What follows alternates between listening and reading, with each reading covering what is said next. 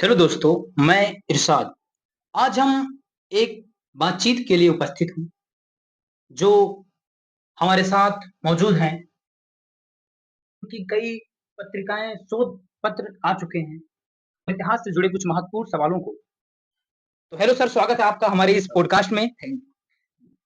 Sir, जो हमारे आज के युवा छात्र हैं, जो इतिहास पढ़ रहे हैं, उनसे जुड़े और इतिहास विषय पर जुड़े कुछ सवाल आपसे मैं करना चाहूँगा। तो सर, सबसे पहले मेरा सवाल आपसे ये है कि सर इतिहास को कैसे पढ़ा जाए? सबसे जो कॉमन सवाल है, इतिहास को कैसे पढ़ा जाए? उसे याद कैसे रखा जाए? क्योंकि इतिहास के छात्रों को शोध में किन चुनौतियों का सामना करना पड़ सकता है और उनसे कैसे निपटा जाए?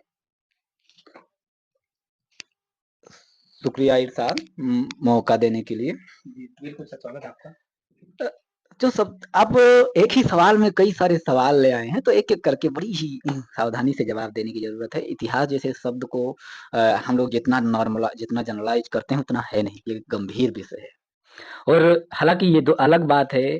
अ, दिल्ली विश्वविद्यालय के प्रसिद्ध इतिहासकार हैं मध्यकालीन इतिहास के, प्रोफ़ेसर रजीउद्दीन अकील साहब कहते हैं कि आज के दौर में इतिहास की बात को इतिहासकार के मुख से ही कोई नहीं सुनना चाहता।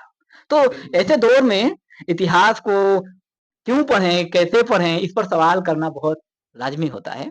और सबसे पहला सवाल है, इतिहास कैसे पढ़ें? हाँ, जी। इतिहास जो हमारे पाठ्यक्रम में, अगर जो बच्चा ह्यूमैनिटीज़ का हो या शुरुआती दौर का 6वीं क्लास से इतिहास शुरू होता है, और उससे पहले थोड़ा-सा अगर और गौर करें तो कहानियाँ, ये जो इतिहास है, ये कहानियों के रूप में तथ्य और मिथक दोनों के मिश्रण हैं, जो बच्चे दादियों के मुख से, अपनी माँ के मुख से, अपने दादा के मुख से, अपने पिता के मुख से और कुछ गाँव वाले के मुख से सुनते हैं। वो कुछ लोक कथाएँ हैं, लेकिन उसका भी अपना महत्व है। तो इतिहास की शुरुआत बच्चों में वहाँ से होती है, और 6वीं क्लास में बतौर एक नए विषय के तौर पर शुरू होता है इतिहास। और वहाँ से जिसको एक पूरे कालावधि में बाँटकर प्राचीन काल, मध्यकाल और आधुनिक काल में देखते हैं। तो वो सब तो चीज़ें हैं जो सब लोग जानते हैं, बहुत सारे, लेकिन पढ़ा कैसे जाए? अभी कुछ समय पहले इतिहास को कैसे पढ़ते थे, इसके लेकर अलग-अलग चीज़ें हैं। शुरुआत तो जब इतिहास लेखन की हुई बृहद स्तर पर, आज़ादी के बाद, तो बहुत चेंजेज़ हुए इतिहास में, लेकिन 1784 एक ऐसा समय हुआ जब अ, बंगाल एशियाटिक सोसाइटी की स्थापना हुई। उसके बाद भारत में ट्रांसलेशन का दौर शुरू हुआ, और उसके साथ कई सारे इतिहास के साथ-साथ कई अन्य विषयों का भी लेखन शुरू हुआ। तो उसमें एक इतिहास भी था, उसमें कई सारे ग्रंथों का अनुवाद हुआ, और वहाँ से इतिहास की एक शेपिंग शुरू हुई। उससे पहले भी ऐसा नहीं है कि इतिहास नहीं लिखा गया, संस्कृत में राजतरंगिणी लिखा गया, पंचतंत्र की कहानियाँ थी, कई सारी चीज़ें थी जो उसे कंपाइल किया गया था। मध्यकाल में भी बहुत सारी चीज़ें लिखी गई, बाबरनामा और तमाम सारी चीज़ें मध्यकाल में भी लिखी गई, और ये सब चीज़ें लिखी गई। लेकिन आज के दौर में इतिहास को कैसे पढ़ना है? इतिहास को इतिहास की तरह पढ़ना है। पहले हम पूर्वग्रह से बहुत ग्रसित हैं। हम हमें अपने पूर्वग्रह को, जो बायसेस हैं, उसको रखना होगा। इतिहास को पढ़ने से पहले हम किस समाज से आते हैं, या कहें सीधे कहें, पढ़ते समय, इतिहास पर बात करते समय इस बात को ध्यान रखना होगा, कहीं हमारे परिवेश और हमारा संस्कार तो हावी नहीं हो रहा है।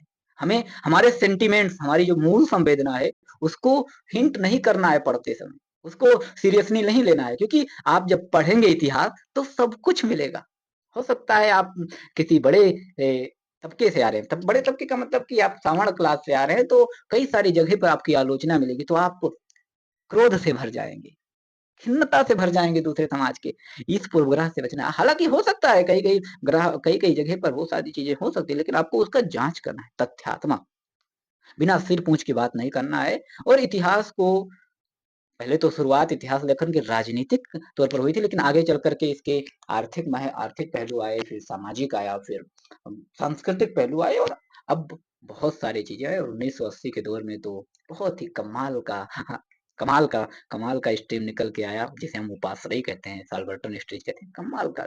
और अभी तो हाल ही के दिनों में लोक इतिहास भी है। तो इतिहास को इतिहास की तरह पढ़िए, बहुत ज्यादा पूर्वग्रह से ग्रसित होने की जरूरत नहीं है, और इसे मजाक मत समझिए, गंभीर विषय के तौर पर करिए। कोई कुछ भी कह रहा है उसको विश्वास करना है। आज हम एक थोड़ा सा जोड़, आज के दौर में हमारे यहाँ ये है कि कोई भी बड़ा आदमी कुछ भी बात कह दे रहा है, उसको लोग चेक नहीं कर रहे हैं, उनके पास सारी सुविधाएं हैं, उनको वो पहले से ये मान ले रहे हैं ये आदमी बोल दिया गलत नहीं हो सकता।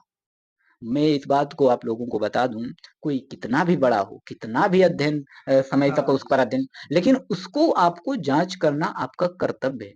तो अगर सर आप जैसे एक हाँ सवाल है कि जैसे आप कह रहे हैं कि आज के समय में इतिहास क्यों पढ़ना, तो मैं ये कहना चाहता हूँ कि आज के समय में इतिहास पढ़ने का वास्तविक महत्व आखिर है क्या?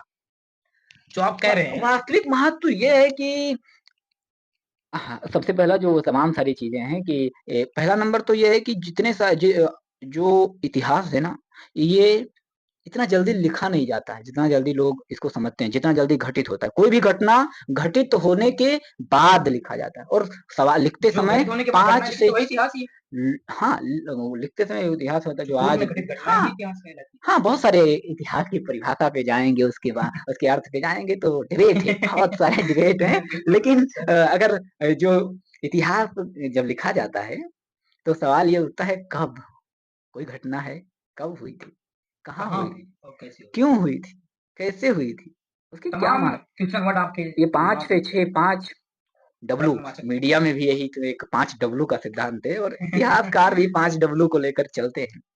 बिल्कुल, बिल्कुल सर। तो ये सब इसके, और महत्व क्या है, लोग जो साधारण सी धारणा है कि इतिहास इसलिए लोग पढ़ना चाहिए लोगों को कि पीछे हमारे समाज ने जो जी, जी। गलतियां की हैं, बिल्कुल सर। वो गलती हम दोहराए ना, वो गलती हम दोहराए। दोहराए ना। इसलिए हमें पीछे के तमाम सारी घटनाओं को सीखते, घटनाओं की जो अच्छी चीजें हैं उसे सीखना है, जो थोड़ा सा आलोचनात्मक चीजें हैं, थोड़ा सा नेगेटिव चीजें हैं, उससे बचना है। तो पहला चीज तो ये है। लेकिन धीरे वर्तमान समय में बहुत कुछ बदल गया। हम एक चीज ये भी देखते हैं कि इतिहास यही है कि समाज किस तरीके से बदल रहा है, जो सबसे ज्यादा जरूरी है। सब कुछ डिपेंड करता है समाज से।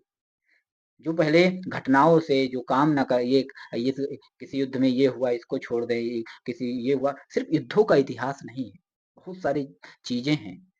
कोई भी घटना अपने साथ केवल युद्ध का विवरण और राजा का नाम लेकर नहीं आती, या राजा द्वारा बनवाई गई चीजों को लेकर नहीं आती, बल्कि उस समाज की सारी गतिविधियों को अपने साथ ले आती हैं। और जिसको इतिहासकारों ने कहा सचेत गवाही और अचेतन गवाही, मतलब कि कुछ चीजें आपको किताबों में दिखेंगी, लेकिन कुछ चीजें इतिहासकार ना कहते हुए भी आपको किताबों में वो चीजें दिखती हैं। बस सवाल है कि आपकी दृष्टि उतनी पैनी होनी चाहिए। बहुत सारी चीजें हैं इसमें। बहुत बहुत सर, आपने जिस गहराइयों से अपनी बातें रखी हैं, मेरा मानना है कि आज की सोसाइटी को इसी आधार पर अपने बातों को रखना चाहिए और